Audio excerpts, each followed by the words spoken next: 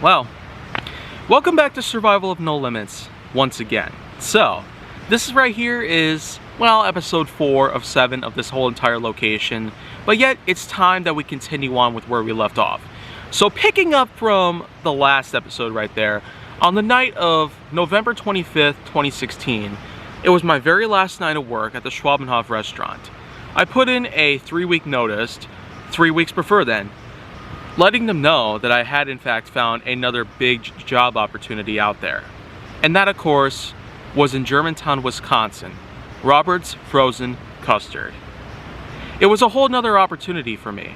It, of course, was a restauranting department, the same thing as the Schwabenhof, except there I was able to find a lot more potential. Not just within the fact that I was able to do something that I would be very skilled at, but also because I would find a lot of other opportunistic ways to basically get myself some good employment.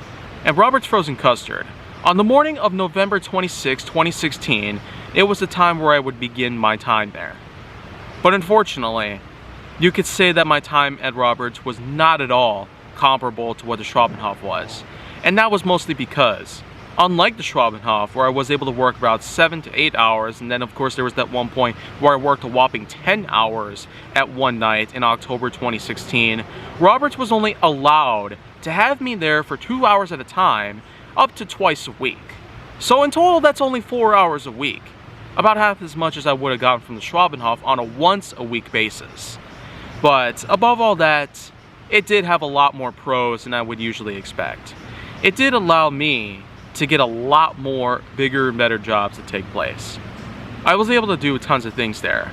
Operate the deep fryers, assist in flipping burgers over the grill, sometimes gather supplies from the freezer, and also arranged condiments around the whole entire place, and sometimes get the lockers situated where people would keep their gear at, including their hats and shirts and all that good stuff. I would also be allowed to go clean out the dumpsters and all that every now and then with a high-powered hose, remove the trash by any means with a large piece of equipment, and so on and so forth. Basically, it seemed to be a huge improvement in terms of variety, so that way it would prevent monotony and therefore it would prevent boredom. But the way I see it, it probably didn't really seem to do a whole lot more better in contrast to what the Schwabenhof offered at the time. It may have been a point in time where I was in fact able to get better work of all sorts so I wouldn't get monotonous or bored over time, but again, some things probably could have been done better. I probably could have had more hours in there a week, more days to be able to go work with them, and with many other things that have also been considered, I feel like it probably would have been a great time to pull off. But again, let's just say that from that point on, it was quite a moment in time where I would necessarily have quite a few other things to worry about. Other than the fact that I wasn't going to get a lot of time, and other than the fact that I wasn't really going to have a whole lot more other than what I was given. Because even though there was a lot more work opportunities taking place, in comparison to the Schwabenhof, Robert's Frozen Custard still did not really have a lot more to offer to me than it probably should have. But yet I feel like that my troubles would kind of be resolved. Because at one point, an outburst had occurred. March 2017, almost 4 months later. As soon as I basically got out of the showroom in Milwaukee, I would end up receiving the somewhat devastating news that I would be laid off from Robert's permanently after some communication dilemma had occurred. It probably had something to do with the condiments that I was in fact trying my best to clean up and all that good stuff. But you know what? That's just pretty much what the end of that was. The way I see it, I didn't really care for it. I didn't really care for something that did not necessarily give me the kind of things that I would need. I was then 17 when I started, and I was nearly 18 by the time they laid me off permanently. But you might as well just say that there probably could have been a lot of things I might have done differently in order to prevent this layoff from occurring. Yet, I digress. I digress with all of that. Because I have since moved on very well.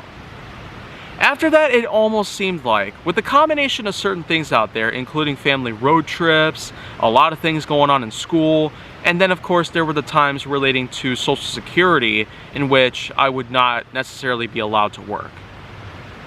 After that, I almost felt like I would never get a job of any sorts in order to pay off any sorts of bills of any sorts.